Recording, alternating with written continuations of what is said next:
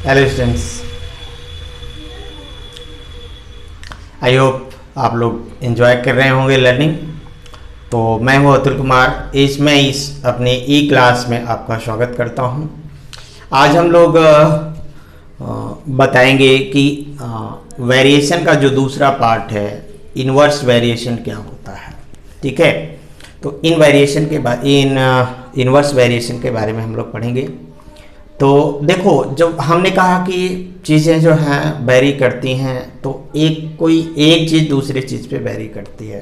तो आप देखो, बहुत सारी चीज़ें हैं हमारे आसपास जो एक चीज़ वेरी करती है दूसरे चीज़ पे। तो इसी तरह जैसे कुछ चीज़ें हैं, एक बढ़ता है तो दूसरा भी बढ़ता है, एक घटता है तो दूसरा भी घटता है उसी रेशियो में। लेकिन कुछ ऐसी चीज़ें हैं हमारे यहाँ, जैसे कि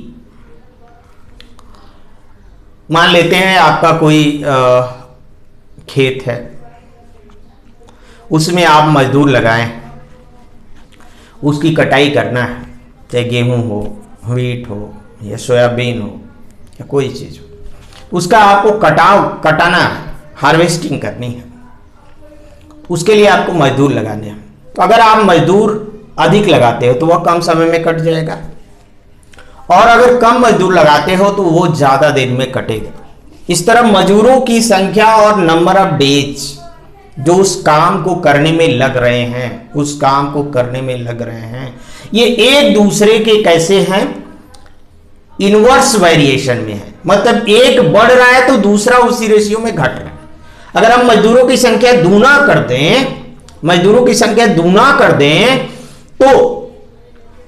तो क्या होगा, नंबर ऑफ डेज आधा हो जाएगा।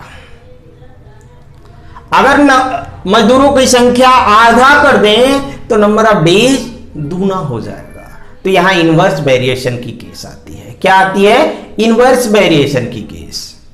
तो इसको हम कैसे लिखते हैं? इस तरह की बहुत ऐसी चीजें हैं, ठीक है, बहुत ऐसी चीजें हैं जो इनवर्स वेरिएशन में है। जैसे आप मान लेते कि सफर पे जा रहे हैं और निश्चित दूरी आपको जाना है, हमको 50 किलोमीटर, 100 किलोमीटर, 150, 200 या 1000, जो भी आप जाना है। अगर उसको तय करने के लिए जो आपने स्पीड रखा है वो दूना कर दें तो आप आधे समय में उसको कवर कर लेंगे। अगर स्पीड आधे कर दें तो आप क्या करेंगे, आपको लगने वाला जो समय है वो दूना हो जाएगा। तो इसका मतलब स्पीड और जो समय लग रहा है ये दोनों, ये भी इनवर्स वेरिएशन में है। ठीक है, ये इनवर्स वेरिएशन में है। तो इनवर्स वेरिएशन को हम गणित में कैसे रिप्रेजेंट, क्योंकि गणित क्या करता है, चीजों को आसान कर देता है। तो चीजों को आसान करता है, लिखने में भी आसान करता है। ये बड़ी बड़ी भाषाओं को वो सिंबल में लिख देता है। तो हम वेरिएशन को भी सिंबल में कैसे लिखते हैं? देखो, अभी डायरेक्ट वेरिएशन को आपने लिखने जाना कि एक है प्रोपोर्शनलिटी का साइन लिख देंगे, जैसे P है डायरेक्ट प्रोपोर्शनल है Q, तो आपने इस तरह लिख दिया। लेकिन अब यहां पे अगर इनवर्स वेरिएशन की बात आती है तो आप उसको कैसे लिखोगे भाई? तो ये भी बहुत कठिन है।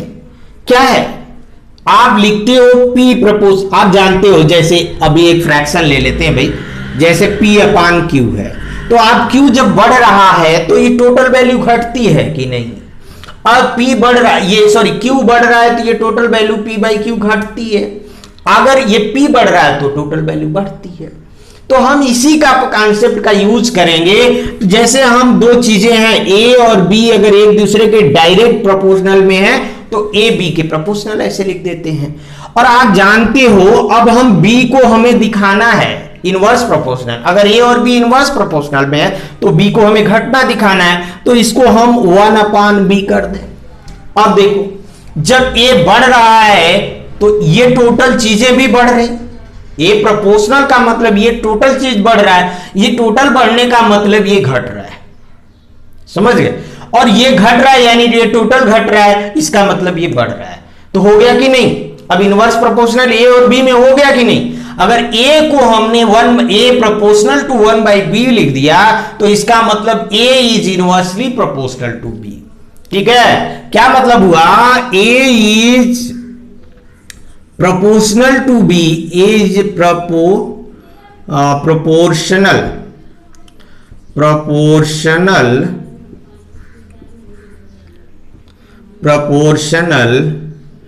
to 1 by b का मतलब हुआ a is inversely proportional to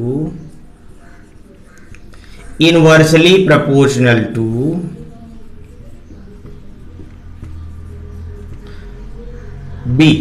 ठीक है, a is proportional to 1 by b का मतलब हुआ a is inversely proportional to हाँ, a is proportional to 1 by b का मतलब हुआ कि a is inversely proportional to 1 by a is inversely proportional to b। ठीक है, तो अच्छा, ये यानी इसका मतलब हो गया a proportional to 1 by b, इसका मतलब हुआ अगर इसको पढ़ेंगे तो a ऐसे पढ़ सकते हैं a proportional to 1 by b या a is inversely proportional to b। Okay, तो a is inversely proportional to b, ये और रहेगा। अच्छा, ये हो गया। अब एक चीज थोड़ा सोचो, अगर इन्वर्सली प्रोपोर्शनल है तो क्या होगा। अभी आपने लिखा था, अभी हम लोग ने पढ़ा है कि अगर दो चीजें प्रोपोर्शनल में होगी तो उनका रेशियो कांस्टेंट होगा। जैसे आप कहें कि x is proportional to y का मतलब हुआ कि x by y equal to k, जो हमने प्रोपोर्शनलिटी में पढ़ा कि अगर ये प्रोपोर्शनल है तो इनका रेशियो कांस्टेंट होगा। तो अब ये इसके प्रोपोर्शनल है यानी इनका रेशियो कांस्टेंट होगा, तो a is proportional to 1 by b को आप ऐसे लिखोगे तो इसका मतलब ये हुआ, क्या हुआ भाई, कि a by 1 by b is equal to constant, आप ये कांस्टेंट, ठीक है, कांस्टेंट। अब ये हो गया, अब इसको अब फ्रैक्शन में है 1 बाई बी, तो ये हो जाएगा आपका a इंटू बी। ठीक है, a into B is equal to constant, यानी अगर a और b क्या हो, ओके, a और b इनवर्सली प्रोपोर्शनल हो तो इनका रेशियो क्या होता है, constant. a is inversely proportional to 1 by B का मतलब हुआ a बटा 1 by b is equal to constant, क्योंकि हमने यहां पढ़ा x proportional to y imply that x by y is equal to k, तो हम ये लिख रहे हैं a proportional to 1 by b, इसका मतलब a by 1 by b is equal to k, और ये कांस्टेंट यानी a cross b, a into B. आप इसको फ्रैक्शन वाला भाग का जो नियम है आप जानते हो कि a by B by C by D, ये इसका मतलब होता है ये इसमें गुणा हो जाता है, ये मल्टीप्लाई इसमें हो जाता है, तो ऐसे A D by B C हो जाता है। वही नियम यहाँ भी लगा है, a बाई 1 इसको कर देंगे 1 बाई बी, फिर a जो नीचे के सबसे ऊपर में गुणा हो जाएगा और बीच का बीच में गुणा हो जाएगा, तो a into B is equal to K हो जाएगा। तो जब दो चीजें इनवर्सली प्रोपोर्शनल में हैं तो उनका मल्टीप्लिकेशन कांस्टेंट होता है, और इसी कांस्टेंट को हम बोलते हैं कि इसको हम बोलते हैं प्रोपोर्शनलिटी कांस्टेंट।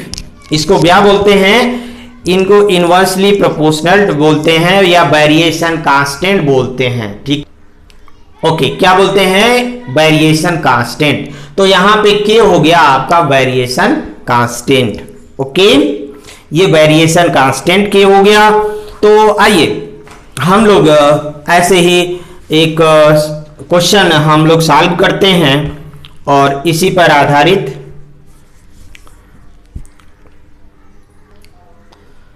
तो देखिए स्टूडेंट्स, यहां पे है example, the boxes are to be filled with apples in a heap.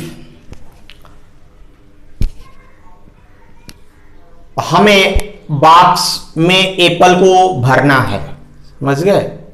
जैसे हमारे पास बहुत सारे एप्पल्स हैं, उनको हम अलग अलग बॉक्स में भर के, जैसे किसान है वो क्या करता है, आपको एक बहुत सारा इकट्ठा किया हुआ एप्पल्स को तोड़ के और वो उसको बॉक्स में भर के और उसको मार्केट में बेचना है, यानी बॉक्स में भेजना है, तो उसकी वैसी सिचुएशन है। ठीक है, अब उसमें क्या है, if 24 apples are put in a box, the 27 boxes are needed. अगर 24 apples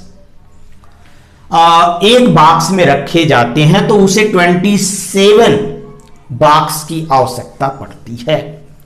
are needed if 36 apple are filled in a box, अगर एक बॉक्स में 36 एप्पल रखे जाएं तो how many boxes will be needed, तो कितने बॉक्स की आवश्यकता है।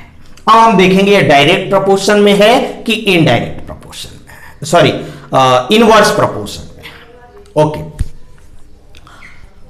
इनडायरेक्ट प्रोपोर्शन भी बोलते हैं।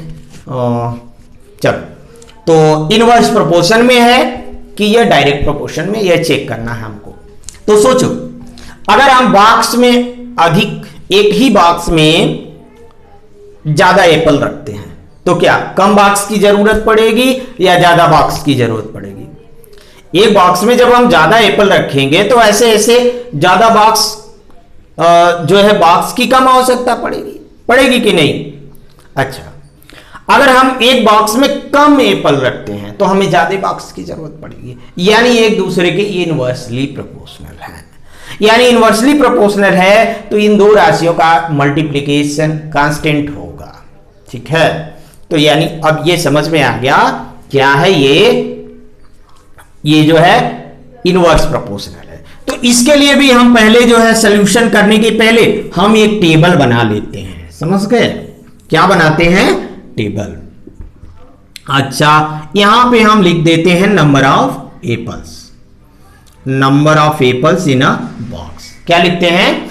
Number of apple in a box. Number of, ऐसे मैं शार्ट में लिख रहा हूं, number of apples in a box, और फिर नंबर ऑफ बॉक्स, ठीक है। अब ये देखो, पहले कितना था? 24 एप्पल हम रखते हैं एक बॉक्स में, तो कितने बॉक्स की जरूरत होती है? 27। अब हमें जो है 36 एप्पल एक बॉक्स में रखना है, तो कितने बॉक्स की आवश्यकता होगी? हम इसी को यक्स मान लेते हैं। क्या मान लेते हैं? यक्स। इसी को हम लिखते हैं सपोज। ये हमें कैसे आया भाई? यक्स हमने माना है, ठीक है। अब हमें जानते हैं कि ये इनवर्स प्रोपोर्शन में है, यानी जो इनका मल्टीप्लिकेशन होगा वही इनका भी मल्टीप्लिकेशन आएगा। तो क्या होगा भाई? 36 इंटू यक्स बराबर होगा 24 इंटू 27। अब यक्स की वैल्यू निकालने के लिए आप 36 को इधर ट्रांसपोज कर लो बाई 36, ठीक है। अब ऐसे आ जाएगा यक्स की वैल्यू। बस ऐसे ही आपको इनवर्स प्रोपोर्शन के सवाल लगाने होंगे। अगर यहां पे सपोज दैट कोई ये फिल इन द ब्लैंक्स भी है तो भी आप इसी तरह, जैसे यक्स ब्लैंक्स रहता तो भी ऐसे यक्स मान के निकालते, तो ऐसे जहां ब्लैंक्स है वो भी इसी रेशियो इसी तरह आप निकाल सकते हैं। तो ओके, थैंक्स, एंजॉय लर्निंग।